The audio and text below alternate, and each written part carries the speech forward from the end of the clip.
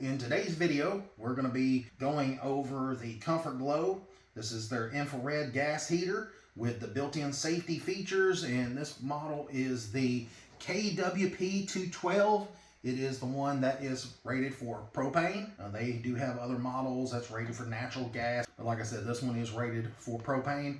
It says that it's 12,000 BTUs, heats up to 500 square feet. It says it's 99.9% fuel efficient, reduces home heating cost, emergency backup heat, requires no electricity for heater operation, vent-free design, so it's ideal for unheated areas. I'm gonna go ahead and do like an unboxing, tell you a little bit about it, show you how to clean it, and then as far as mounting it, you can mount it to a wall or you can put some feet on it, and so you can mount it on the floor. All right, so the first thing that I noticed whenever I opened the box here was you've got your manual, very detailed, there's a lot of information. If you got any problems or questions or concerns, you can always refer to this manual. Now, if you've not purchased the heater yet and you're wanting to do some homework before you get it, then you can always take and scan this QR code. Let's say you see this box in a store.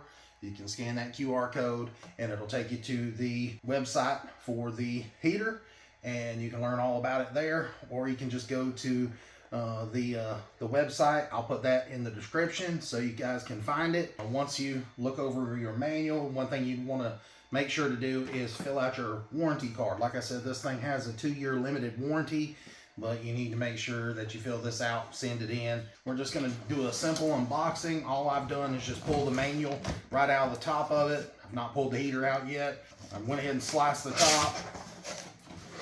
Alright guys, so for the unboxing, I went ahead and just pulled it out of the box. There is some styrofoam here in the very bottom of the box so the unit doesn't get damaged. But I'm going to set the box to the side, and whenever I pulled it up, just set it here on the table. You can see that everything's wrapped in plastic, and then you've got styrofoam here on the end, and then right inside that styrofoam was a little bracket, I guess, to mount it to the wall. And then there is some fasteners, and it looks like there's some drywall anchors and some spacers in there in a little baggie. And then there is a AAA battery. I went ahead and unboxed the heater, and there's no scratches, there's no damage, and I gotta say, it looks really nice. Like I said before, there's a couple different ways that you can mount the heater, and I'm not gonna go into such great detail. I'm just gonna run through installation really quickly. Like I said, you can mount it using the feet, or you can mount it to the wall. And so it comes with this little wall bracket, and it's very simple the way that it mounts. Let me go ahead and spin the heater around. In fact, I'll just go ahead and lay it down. And that way you guys can see these 2 slots, and you can see there's some elongated slots right in there. And what this is for is so when you mount this bracket right here to the wall, and you can slide the heater up onto that bracket, and it'll allows the heater to just be mounted. And so when it's time to remove it, you know, if you need to service it or work on it, whatever, you can just take and pick the heater up off of this. Now it says for this particular model that you can mount it into a stud or drywall anchors. And so very simple to install. Just make sure you mount it where there's enough space on each side of the heater that you're not going to catch anything on fire. All right, so here in the manual, it says minimum clearance to combustibles, and you can get a look at an illustration on their website. If you click on some of the photos, it'll show you an illustration on how far this thing needs to be mounted. And it says on the left-hand side and the right-hand side, you need 8 inches of clearance. On the top, you need 36 inches of clearance, and on the bottom, 3 inches. And in the front, you need to be 36 inches away. And then in the rear, it says 0 inches to spacer. And the reason it says spacer is because you're going to have these spacers that are going to be sticking off the back here. I'm not going to get into that. You guys can see that when you get into installation, but very, very simple. And I just wanted to tell you how far that this needed to be mounted in case you're trying to, you know, plan ahead, figure out where you want to put this, and make sure you got enough, you know, space to mount it. So, all right, so next we have the floor mounting kit. This is a part number 20-5345. I went ahead and unboxed it, and what comes in this little kit is just an instruction sheet there, and then you've got 2 plastic legs, and you can see they come wrapped. And this is very simple to install these, just simply because the bottom of the heater has threaded inserts already installed. So basically all you have to do is just take and screw the legs into place, and it just literally takes a second. And you can see right in there, there's an insert, there's one there, and there's one there. And then the legs just fit up just like this. So you'll have the long part coming out the front of the heater, and then the little short leg will be mounted towards the back of the heater. And so I'm going to go ahead for the video purpose, and I'm just going to go ahead and put the legs on it, so that way I can set it up and it can display a little bit easier for you guys. All right, as I said before, you got the inserts here on the bottom of the heater. I went ahead and put in on this leg here, and I'm going to show you how to install it very easily. Just go ahead and put your supplied screw on the end of your screwdriver, and then you're going to take and just put it in there like this. So go ahead and stick it through the hole, and you can see the screw coming out the back right there. Start screwing it in, and then once you go ahead and get it started somewhat in place, don't tighten it up, just leave it kind of loose so you can move it around a little bit. Go ahead and get your next screw, stick it on the end of your screwdriver, and it does help if you got a screwdriver that's magnetized so it don't fall off the end there.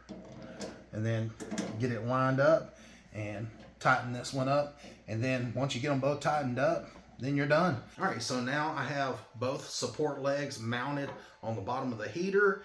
And one thing I do want to point out is if you see a red sticker right there that's over the inlet there for the propane fitting, it says that a minimum of 100-pound propane tank is to be used. So do not use like a 20-pound propane tank to run this. Now at the 100-pound or larger tank, it says make sure that you use a 2-stage low pressure regulator. Another thing that I wanted to make mention is you can see right here on these support legs here on the bottom of the heater, you can see right here they've got it opened up here on the top, and then there's a hole there on the bottom, but there's not one here on the front. And what that is for is just securing these support legs down to the floor so it's not going to tip over on you. And then, you know, once you get it stood up like this, then you can see right there, there's some openings right there so you can get your screwdriver down in there, or drill if you want to use a drill to attach this to the floor with maybe some wood screws. Now, I gotta say, once you do put those support legs on there, it really does make this thing a lot more stable if it wasn't on this rickety table. And like I said, you can mount it to the support legs, or you can mount it with this bracket on the wall. It's whatever you guys would like to do. The bracket would be mounted to the wall. These little prongs will be sticking away from the wall. So when you slide them in right there, then it's going to allow it to be up off the wall a little ways, and then you're going to use the supplied spacers to keep it away from the wall as well. And so, like I said, you can do it 2 different ways: mount it to the wall or mount it to the floor. Doesn't make any difference, guys. All right, so I told you guys a few minutes ago that you needed a 100-pound propane tank or larger, and I wanted to go through the manual in its entirety. And so I looked through here trying to find what it said about it, and it said to prevent performance problems. It doesn't really go into it. It just says performance problems. Do not use a propane/LP tank of less than 100 pounds capacity. So there it is, guys. I don't know the reasons, what kind of problems it'll cause. I'm just going by what the manual says. I'll try to provide you guys a link to a 100-pound propane tank. I've actually got 2 of them. I ordered them off of Amazon. If I can find the exact ones, I'll go ahead and link them down in the description. And so what I do is, just to save a little money, I take them down here to the local feed store and have them filled up. Now, I will say they are heavy. They're awkward to move, but, it does save me quite a bit of money just filling them myself, and I don't have to have a truck come out and just randomly fill mine and end up with an astronomical bill for propane. I can just run and fill them up whenever I want to, and I usually get a better price, filling them up at a local feed store than, just having somebody come out and fill it. And then you know, also I don't have to pay to rent the tank. I just buy it outright. You know, I figured by the time I rented the tank and paid the rental fee and then paid more for the propane and for them to come out and fill it up, I'd be better off just to, you know, buy the tank myself. Now again, it is heavy. You got to have a truck. Then you got to deal with setting it back up, and it is a hassle, but you can save a little bit of money that way. So there's a panel here on the back of the heater, and what this is for a blower motor that you can mount into this panel. What you do is you take a screwdriver and just pry this panel out. You can hear that it's bending right there, and it's basically just a knockout panel that you can push in, pull it out, and mount the blower motor on the inside of the heater there. And then right here on the outside you'll have like a little rocker switch where you can turn it on and off, and so you'll have it plugged in to like a 110 volt outlet in your house, and so blow some of that air further out into the room. It does not come with it. It's something that you'd have to purchase additionally, just like the leg kit and then the gas installation kit. So, you know, there's several things that you're going to need depending on where you're going to mount it and what features you want with it. All right, guys, so as I said before, there's like a little warning sticker that fits over the little plug there on the inlet for the propane. And then I'm going to remove this plug, this little blue plug. You just unscrew it counterclockwise. It's got little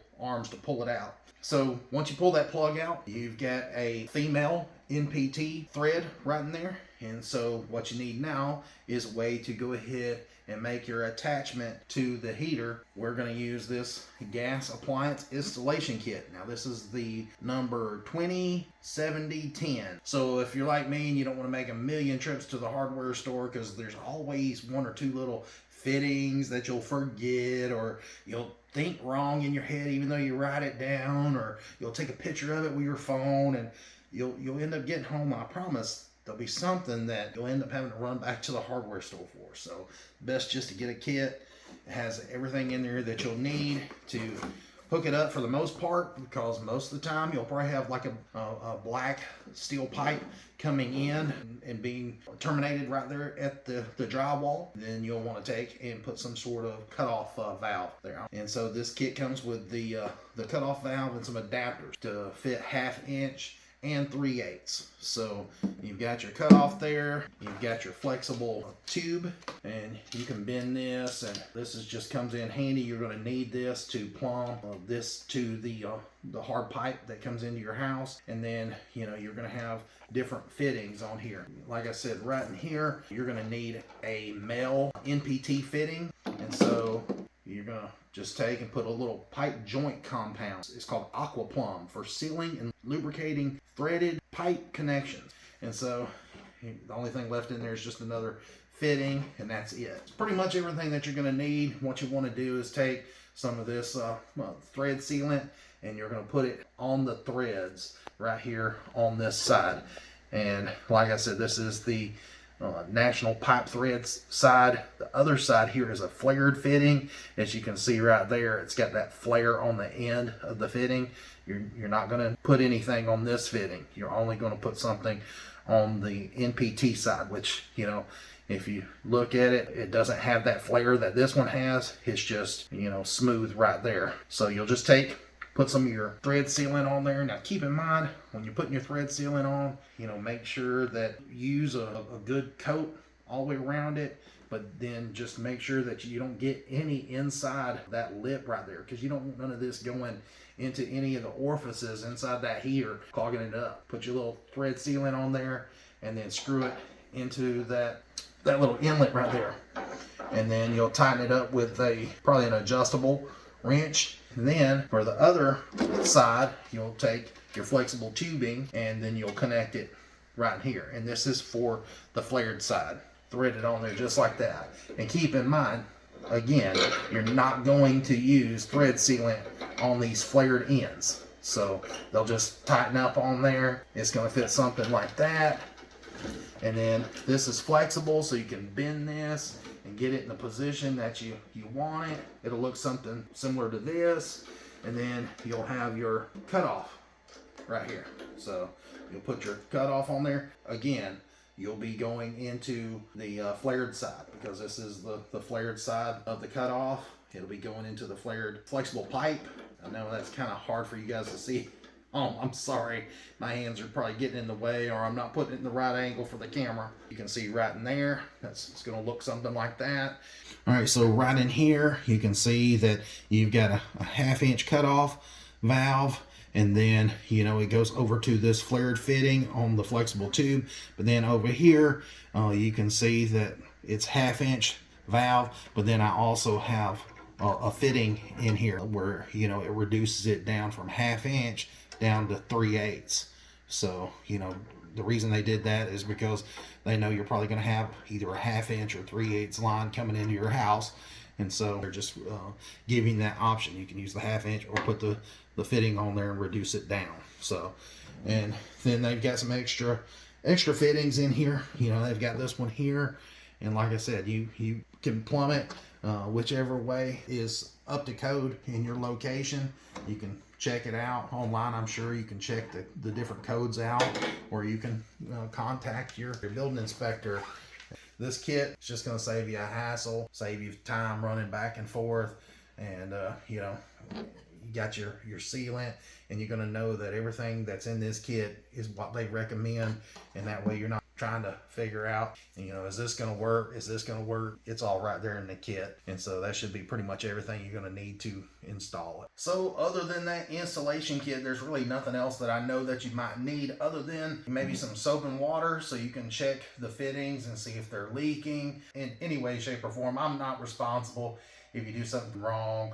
I'm just trying to help you guys, show you what can help you have an easier installation and make this as easy as possible for you when, you know, trying to hook this stuff up. But make sure that you do it safely. You know, like I said, always check every fitting with soap and water. I just took this little spray bottle. It had some like essential oils or something in it, and I mix it. I keep it here in the house, and if I ever need to check anything, you know, any gas lines, you know, I've got soap and water mixed up. But you can also go back and double check with a leak detector like this. It's just an electronic gas leak detector, and it's just cheap insurance just to double check. They sniff out that gas, and it just works great.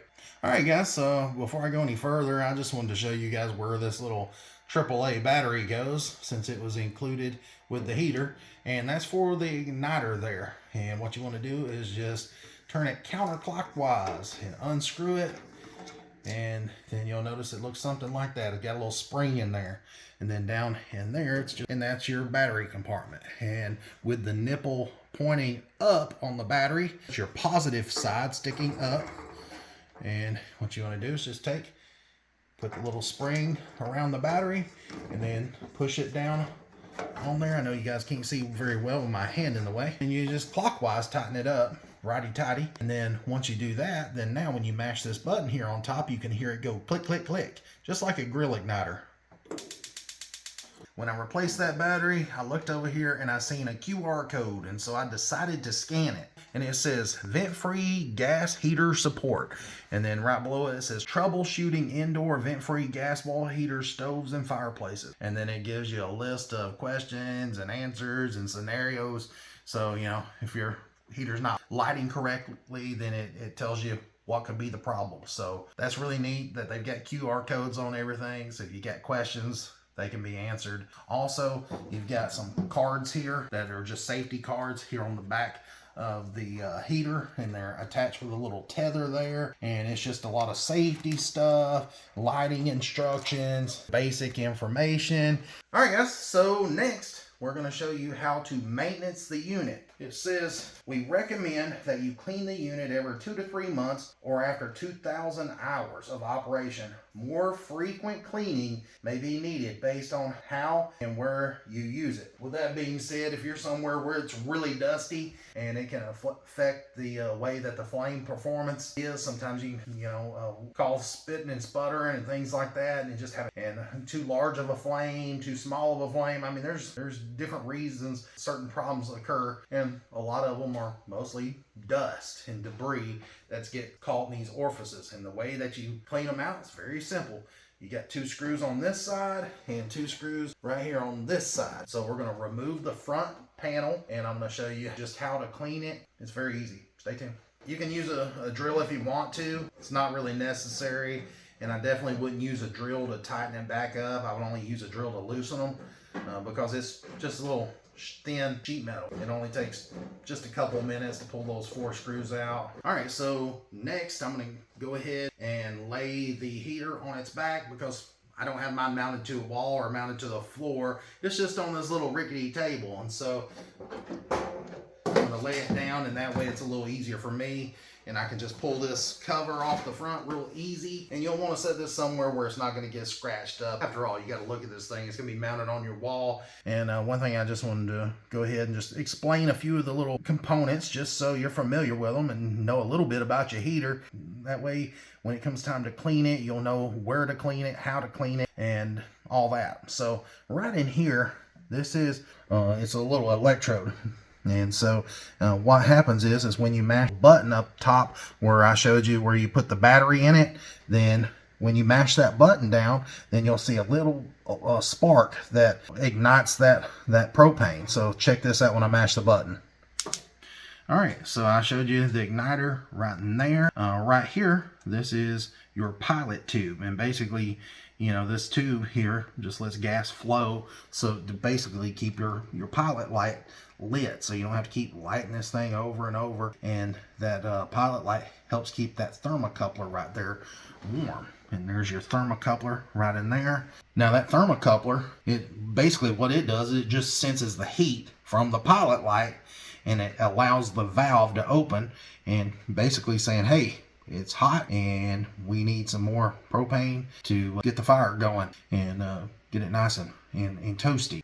All right, so this particular heater has the safety pilot with the oxygen depletion sensor, and what that does is it's a safety shutoff system. The ODS, or oxygen depletion system, pilot shuts off the heater if there is not enough fresh air and cuts off the main burner gas in the event of a flame out. And it says, you know, to look for if the flame has a yellow tip on the pilot flame, or lifting of the flame indicates that there's dust or dirt in the pilot assembly. And so what we're going to do is go through and we are going to clean that assembly. And what they recommend is to take like just a can of compressed air. What we're going to do is take and we're going to put the straw right here inside that hole, and we're going to point it out this way. We're not going to point it back this way because you're going to be blowing back up into that tube for the pilot light. So you want to take and point it this way, stick the straw in there, and then just give it a couple bursts. And what that's going to do is shoot that compressed air down through there and help clean out any kind of dust or debris that's in that tube. And that way you'll have a better flame, you know, especially if you're in a real dusty location. You're going to have to do this more often. And like I said, it only takes just a second. And guys, make sure that the heater is in the off position and cool before you even attempt to take the cover off and try to clean anything. Just make sure everything is cut off. Just be safe. Use your brain. All right, so I told you right here, that is your thermocouple. To clean it, it says take a soft cloth and rub the thermocouple in to remove any buildup. You may need to use something more abrasive, such as a light grit sandpaper or a piece of steel wool if the debris is stuck on the thermocouple and cannot be removed with a cloth. Just be gentle with it. All right, guys, so next I want to show you how to clean the burners. So you've got the 2 burners right down here. Run your hand across them just real lightly. It kind of feels like it wants to pick your skin. You know, it's got like a little bit of a sandpaper feel. And so these burners really do pick up a lot of, you know, dust and dirt floating around. Sometimes, you know, if you got pets, some of the hair can get caught on that burner, and so you're going to need to clean. Now, I showed you before that you can clean this air inlet hole there with the compressed air and blowing it down this way. And you can use this compressed air to clean the burners out as well. But, you know, this stuff gets pretty costly, so I would only use this probably just to clean this, and I probably wouldn't clean the burners with this very often just because it's so expensive. But, you know, I've got a handheld vac here, and I found an attachment that screws on to the end of the vac that allows it to, you know, be able to suck, and it has the brush on there so you can agitate that dirt a little bit and knock it off this area down here. And I'm not going to turn the vacuum on and blast your eardrums out, but you know, you can see that, you know, you could kind of brush that, and when you're knocking it loose, it's going to suck it up through that vacuum there. And this will be probably way more efficient than sitting here wasting a $10 can of this compressed air. And you know, you're just going to start at the top and work your way downward. And then, you know, if it makes you feel better, you know, when you're done, you know, if you don't have every little speck off there, then you might want to give it just a, you know, a quick blast of air instead of just sitting there trying to do every little hole and clean it out perfectly. You know, I think this will really help you guys out. If you don't have one of these, which these are cheap, you can pick these up on Amazon. I'll link them in the description. Now, I know some of you are going to be very, very tempted to go ahead and try to take a needle or a small piece of wire or welding wire or just whatever you got and try to stick it in that orifice right there to clean it out. And I will advise you not to do that, because you could mess up that orifice, and you do that and it is definitely going to mess up your heater. It's not going to work right, and you know, you don't want to mess up that oxygen depletion sensor. You do that, you might as well throw this thing away. Buy yourself a can of compressed air. Do it the right way. So if you're wondering how much air should you squirt in there, according to the manual, it says 3 quick blasts of air to clean that out. And as far as, you know, if you was going to use compressed air to clean out the little heating elements here, it said to start at the top left and go to your right, just like you're reading a book, left to right, and work your way down. And like I said, you know, that might be costly, so you know, you might want to use the attachment on the vacuum. Either way it works. And as far as the rest of the case, if it was me, I would just take a lightly damp rag and just kind of wipe down the heat shield here and the inside of the case, places where you can reach. I wouldn't get into, you know, places where you might bend some of the tubing or any of that. You know, if you need to clean those, then you just use compressed air. Now, like I said earlier, right over in here, you know, you're gonna, if you buy that option to have the fan, then it's going to be sticking right in this area. And so to clean that fan, you're just going to use compressed air and blow the blades off. Now, you don't have to worry about lubricating the fan. It's a sealed bearing on the inside, so it's sealed from the factory, so you don't never have to lubricate it. And so just blow the fan off, and once everything's all nice and clean in here, and you know, you can put the case on. Now, also, it said in the manual, if you wanted to, you could use compressed air, but keep it to under 30 psi. Do not get an air compressor, ones that goes up to 150 or 175 psi, and get in here and blow this thing off like you're, you know, trying to clean up a shop floor. Keep it under 30 psi. You don't want to damage anything in here, put too much pressure on it. All right, guys, so next I'm going to show you really quick just how to run through and light the heater. Now, first things first, you know, before you light anything, you want to unplug power to the unit. You know, make sure that the fan is in the off position and not running. You don't want that air circulation to mess with, you know, trying to light it. Next, you want to smell for any kind of gas leaks or anything around it. If you want to smell close to the floor, that's where those heavy gases like to hang out down low. And once you've determined that there is no leaks or any kind of fumes or any of that, and you're ready to light it, then come a little closer and I'll show you the control knob here. So right here, I just wanted to show you that this is the off position. That is the one with the circle that's blank there in the middle. And I went ahead and took a silver Sharpie magic marker just to go ahead and write that on there, so it's easy to see and you always know that's the off position. And then when you come over here to this one, this is your pilot position. And then when you come over here, this is your low heat, and that is your high heat. To move it, what you'll have to do from when you want to move it to the different levels is you just want to depress it down. So you're going to push this down and don't force it. I mean, you don't want to damage the unit. You just lightly push it down, and then you can turn it. When you get it to pilot and you want to move it over to the next level, then you just turn it over. You don't have to depress it to get it over to the low setting, and then to get it over to the high setting, you depress it down and push it over. So, you know, if it acts a little funny, then just depress it down, and you can move it on over. So you can see right here, I'll do it one more time. There's off. Now I can't spin it unless I depress it. Okay, well, I'm on pilot right there. Now to get it over to low, I'm gonna have to depress it.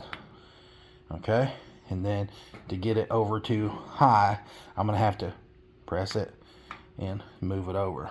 All right, so I'm going to read it for you right out of the manual. And it says to light the unit, it says to push in the gas control knob slightly and turn counterclockwise to the pilot position. Press control knob with the control knob depressed. Repeatedly push down the piezo igniter until the pilot lights. And what you want to do is hold this down until the pilot light lights, just like it said. And you'll see when that pilot light lights, it'll be right in there. There'll be just a little flame that'll be about the size of, let's say, like a cigarette lighter. Once it lights, you want to keep the control knob depressed. This here needs to remain depressed for 30 seconds after the pilot light lights. Release the control knob, and then you can move it over to the low temperature or the high temperature. And it says if the pilot goes out, wait 1 minute before attempting to light pilot again. If after several tries the pilot still goes out, turn the gas control knob clockwise to the off position. So you'll want to set it right here to the off position and call your service technician or gas supplier. So obviously there's some sort of problem in that it's not lighting. But anyways, that should be the gist of it. It's very easy to light one of these once you get used to it. You know, don't let it, you know, deter you. You know, you just gotta make sure there's no leaks. That is the main thing with these. Just smell around, make sure there's no leaks. If you want to check it with water and soap, go ahead and check it. If you want to keep one of those gas leak detectors handy, just to have it nearby where you can grab it and always check it before you light it. If something like this scares you or something, just keep one nearby. And it doesn't hurt to always keep a check on things, you know, just to be safe. So now, like I said, right here, you've got a low and a high. Now I'm going to read it, and it says right here, this type of control allows the BTU output to be controlled. It has 3 to 4 settings depending on the model. Some of them might have a pilot low and high like this one, and then some of them might have a pilot medium and high. This heater will not cycle on and off. It will stay running until the operator manually turns the unit off. This type of unit is also referred to as variable. Now, like it said, there's no thermostat.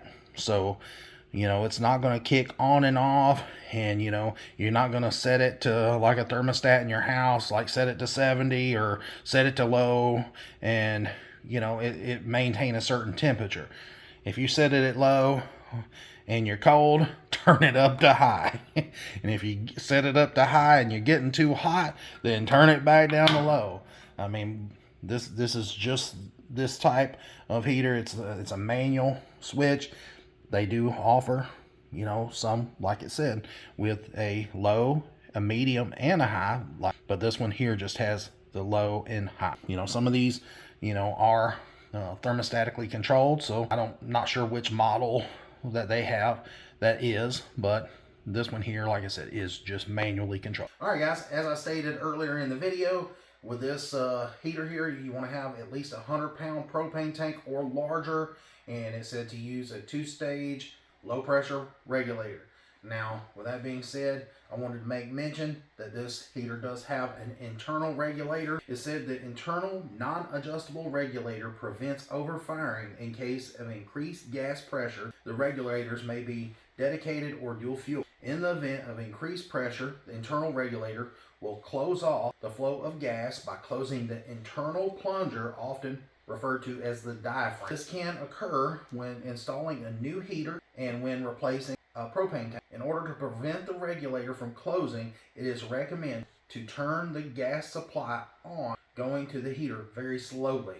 So when you crank the propane tank open, just make sure you do it nice and slow so you don't trigger that plunger. So one other thing that I wanted to make mention, of is the burner assembly. They are non-replaceable, so I would be very careful when cleaning them, and I wouldn't have somebody horse playing around. If you got kids, make sure they don't poke them or any of that, because you'll be stuck buying a new heater. And so there's a lot of information. If you don't have one of these heaters and you want to look at the manual, like I said, you can just log on to their website. I'll put it in the description down below. Take a look at the manual and what all you need to do for installation and all that. But yeah, there's quite a bit of safety information. I couldn't read it all to you in a video just because it would take forever. I'm going to go ahead and wrap this video up, and I just wanted to let you know this here is the model KWP212, and this is a Comfort Glow vent-free infrared gas wall heater.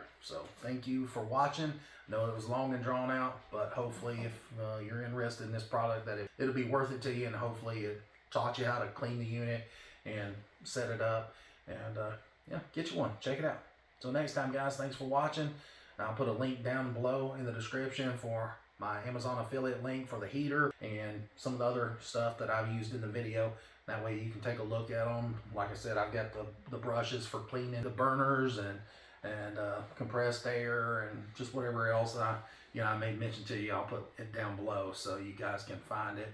You don't have to search it out on Amazon. It doesn't cost you guys any more money to purchase it from my Amazon affiliate link. It just helps you find it faster, and it does help my channel out a little bit. So anyways, thanks for watching, guys. See ya.